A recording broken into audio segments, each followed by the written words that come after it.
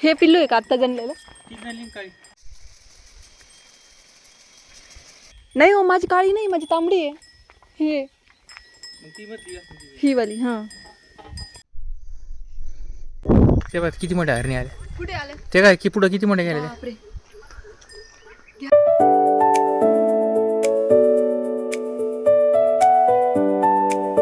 Good morning सगळ्यांना. मी प्रतीक्षा पुन्हा एकदा तुमचं सर्वांचं अगदी मनापासून आपल्या यूट्यूब चॅनलवर स्वागत करते. तर आज आहे दुसरा श्रावण सोमवार आणि आज सकाळीच रेडी होऊन आम्ही निघालो होतो गावाकडे जाण्यासाठी. गावाकडं म्हणजे आलमगावला जायचं होतं. आता खूप दिवसापासून आलमगावला गेलेलोच नव्हतो आम्ही, कारण आता जालन्यालाच राहायला आलो तर तिकडंच जाणं होतं. आज आहे श्रावण सोमवार म्हणून मग हे काही फ्रूट्स वगैरे घेतलेले होतं. ॲपल, केळी, परत नारळ, आणि साहेब गेलेले होते स्वीट आणण्यासाठी काहीतरी. खूप वेळ झाला मी वाट बघून म्हणजे गाडीमध्येच बसलेली होते. खूप वेळ झाला पण ते काही आलेच नाही आहे. आता रक्षाबंधन पण जवळ आलेलं आहे म्हणून ना असे छोटे छोटे जे राख्यांचे गाडे वगैरे पण आलेले होते इकडं. पण मी गाडीमध्ये एकटीच असल्यामुळं गाडीतून उतरल्या पण जात नव्हतं मला काही घेण्यासाठी. मग फायनली हे आले स्वीट्स वगैरे घेऊन, कारण श्रावण सोमवारला काय होतं ना, काही आपण तिखट वगैरे खाऊ शकत नाही उपासासाठी, तर मीठ वगैरे चालत किती वेळ लावला जे फ्रूट्स आणि मग काही स्वीट वगैरे अशा गोष्टीच, पेढा वगैरे चालतं. तर हे असे काही फ्रूट्स आणलेले होते, नारळ, ॲपल, केळी आणि मग पेढे घेतलेले होते. तर आम्ही फायनली निघालो आता समोर जाण्यासाठी. आणि हा रोड आहे ना, तर म्हणजे आम्ही दोन रोड आहेत, एक तर जालन्यावरून जाऊ शकतो किंवा मग एक बदनापूरून पण जाऊ शकतो, असा मधला एक रस्ता आहे. तर ह्या रोडनं ना तर किती दिवसापासून आम्ही गेलो नाही, म्हणजे पहिले जेव्हा जालन्याला राहायला नव्हतो गेलेलो ना सगळी फॅमिली, तर तेव्हा ह्याच रस्त्यानं जायचो आम्ही, जेव्हा पण आता सॅटर्डे संडेला वगैरे जायचो गावाकडं, तर हाच रस्ता होता आम्हाला जाण्यासाठी. पण जेव्हापासून जालन्याला राहायला गेलो मग तिकडूनच येणं जाणं होतं, तर ह्या रोडनं काही येणंच होत नाही जास्त. तर खूप दिवसानंतर आलो, फायनली गावामध्ये आलो इकडं. आणि नंतर मग काही सोमवार होता आणि मग घरून लवकर निघालेलो होतो म्हणून महादेवाची पूजा वगैरे पण सगळं व्यवस्थित झालेलं नव्हतं. तर मग इकडं आम्ही घरच्या आमच्या मम्मीसोबत वगैरे गेलो आणि थोडी पूजा वगैरे करून घेतली महादेवाची. घरी थोडा वेळ थांबलो. तर आता घरचा शूट काय करू नाही शकले मी, कारण सगळेच होते. तर इकडं मग टाईम होता थोडासा, तर हे म्हणले खूप दिवसापासून मी शेतामध्ये गेलेलो नाही आहे, तर शेतामध्ये चक्कर मारूया. तर मग मी म्हटलं मी पण गेलेलीच नाही आहे शेतामध्ये, तर मला पण घेऊन जा. ते नाही म्हणत होते, तरीसुद्धा मी त्यांना मागं लागून गेले जबरदस्ती. आणि मेन म्हणजे बाईकवर गेले, एकतर साडी घातलेली आणि वन साईड बसून गेली आहे, हातामध्ये दुधाची कॅन, कारण येता आम्हाला ना इकडे संभाजीनगरला नेण्यासाठी दूध पण आणायचं होतं. तर एकदम प्रॉपर शेतकरी पाटलीन बाईसारखी बसलेली होती गाडीवर. हळू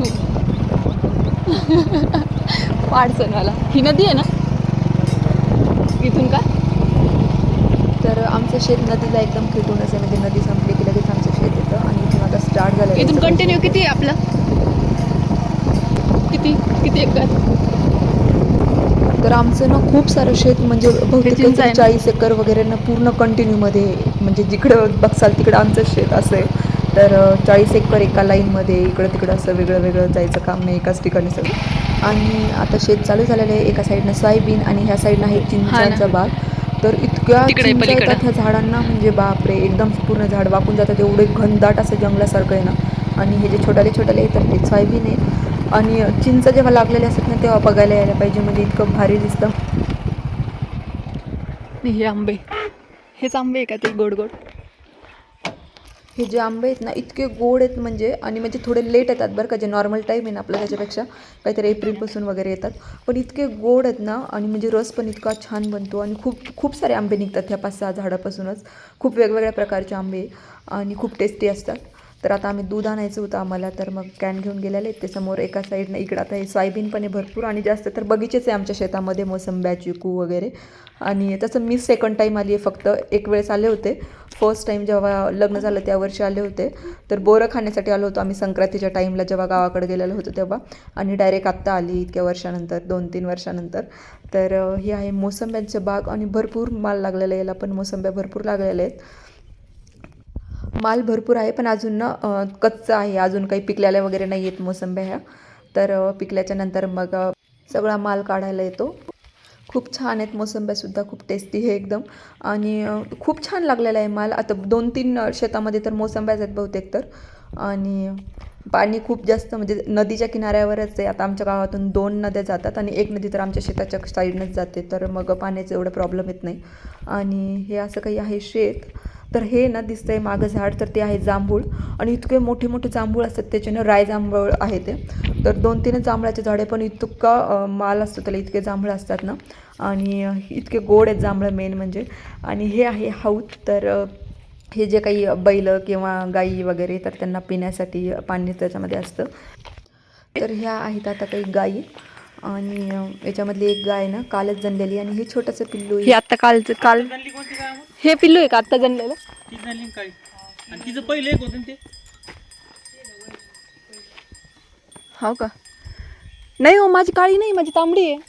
हे मग ती बदली असेल ती. ही वाली. हां. आणि हिचं कोणतं? हिचं पहिलं आहे काय की हे? हिचं ना? आणि हे काल जन्मलं का हे? परवा दिवशी. ह्या गाईचे 2 पिल्लं आहे, हे एक आणि ते एक ना. हां.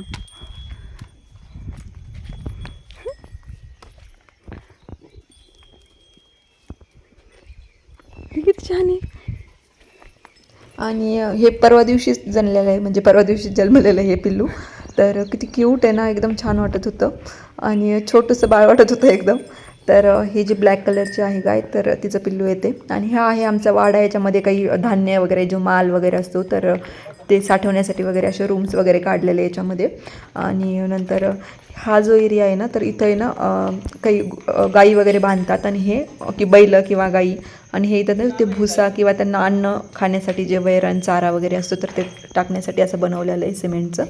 आणि हे काही असेल ताडपत्री वगैरे, काही पावसाचं काही धान्य झाकण्यासाठी वगैरे, काही माल झाकण्यासाठी. आणि इकडून एक आहे रूम, तर याच्यामध्ये पूर्ण भुसा वगैरे जे काही गाईंना बैलांना खाण्यासाठी लागतं तर ते सामान. आणि इकडं आहे एक स्टोर रूम, ज्याच्यामध्ये काही शेतीचे अवजारं वगैरे असं काही ठेवलेलं आहे. आता काय काय आहे ते मी नाही सांगू शकणार, कारण मला एवढं नाही सांगता येणार ते.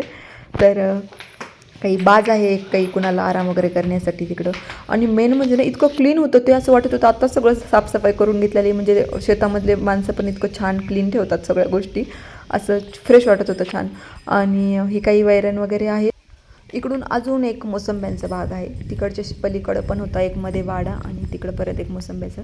आणि इकडून एक बोर आहे वाटतं.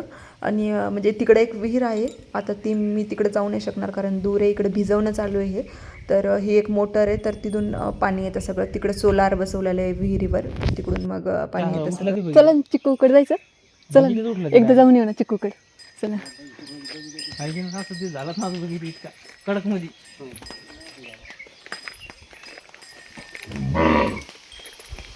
तर आम्ही आता निघालेलो आहे चिकूच्या बागाकडं. पण ना हे इकडून भिजवलेलं आहे, तर ते म्हणे की इकडून नका जाऊ कारण पाय घसरण वगैरे, म्हणून मग दुसऱ्या इकडच्या जातोय आम्ही.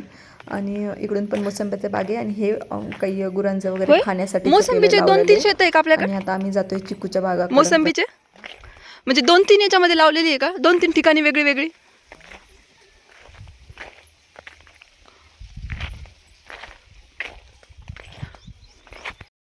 याचं स्प्रिंकलरचं कुठे ते? बंद झालं ना ते आता. काऊन बंद केलं? अच्छा. का बरं? चिक्कू बघू ना किती काले तर. तुम्ही कसं काय म्हणले मग चिक्कू ह्यावेळेस खूप निब्बर झाले? कटिंग केली त्याची बुरचं पाणी ते बगीच्याकडे झालं. हो क्लीन केलं म्हणजे असं चिक्कूचं आणि ते चिंचाचं.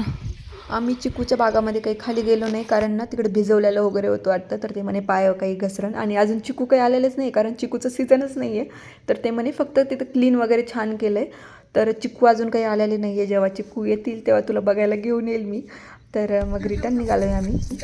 तेव्हा जसं संक्रांतीच्या टाईमला वगैरे येता वाटतं चिकू, तेव्हा सीझन असतो. कारण लास्ट टाईम आम्ही तेव्हा आलो होतो ना, ही बोर आहे ना इतकी गोड बोर आहे ना, तिचे त्या बोरचे बोर खाण्यासाठी चालू होतो आम्ही. मला वाटलं का म्हणलं मग ती हेच आहे, माझ्या काही विषय नाही.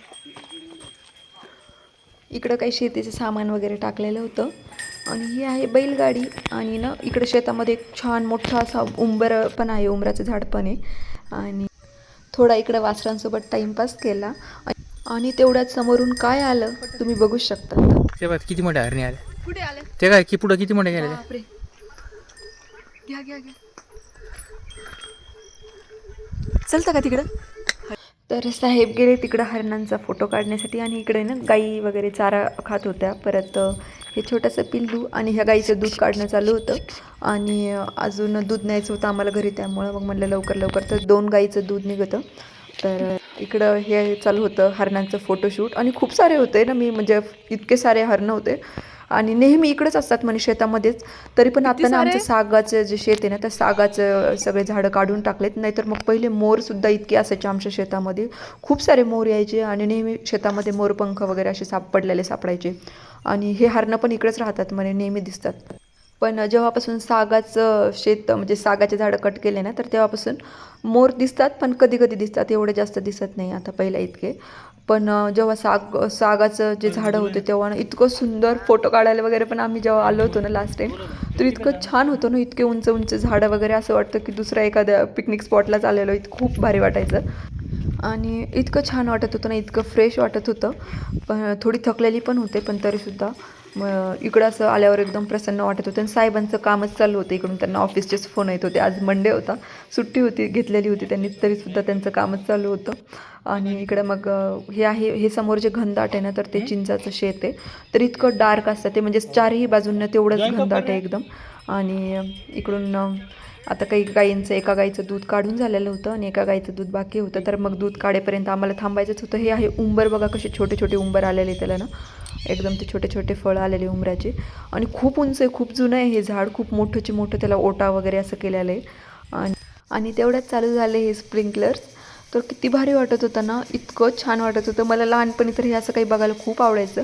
आणि आता हे स्प्रिंकलर चालू झालेलं होतं एकदम शेतामध्ये, सगळं छान गारगार वाटत होतं सगळं. आता पाऊस तर नाही आहे काही, खूप सगळे पावसाची वाट बघताय, पण पाऊस काही पडतच नाही आहे. तर त्यामुळे मग आता हे शेतकऱ्यांना काही ना काही असं केलेलं आहे की झाडांना आपले जिवंत ठेवण्यासाठी, किंवा तसं आम्हाला पाण्याची एवढी कमी नाही आहे, पण तरीसुद्धा. तर इकडं सोयाबीनच्या शेतामध्ये हे लावलेलं आहे स्प्रिंकलर्स. आणि लाईट आली की मग ते चालू झालं. पहिले लाईट गेलेली होती म्हणून बंद होतं. आणि हे आहे उमराचं झाड आणि पिंपळाचं झाड आहे. खूप मोठं आहे असं वाटतं एकदम, किती वर्ष पहिलं असं. तर फायनली आता दोन्ही गायींचं दूध निघलेलं आहे. पिशवी नाही ती? नाही, तिकडं आहे, घ्यायची का पिशवी? आणि आम्ही आता घराकडे जाण्यासाठी निघालेलो आहे रिटर्न. तर ते म्हणत होते छान दिसते, हातामध्ये मस्त कॅन वगैरे, दोन्ही हातामध्ये 2 कॅन घे. हे सरपण नंतर घरी गेल्याच्या नंतर आम्ही थोडंफार आवरलं आणि जेवण वगैरे केलं, सोमवार सोडला आणि रिटर्न जाण्यासाठी निघालो संभाजीनगरला. तर भरपूर उशीर झालेला होता आम्हाला, तरी पण जेवणं वगैरे करण्यासाठी 8 वाजले असतील घरून निघण्यासाठी. आणि दिवसभर इकडं तिकडं फिरली, खूप जास्त थकवा आलेला होता.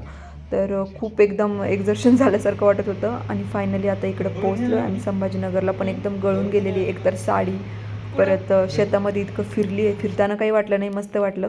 पण घरी आल्यावर इतके पाय दुखायला लागले ना.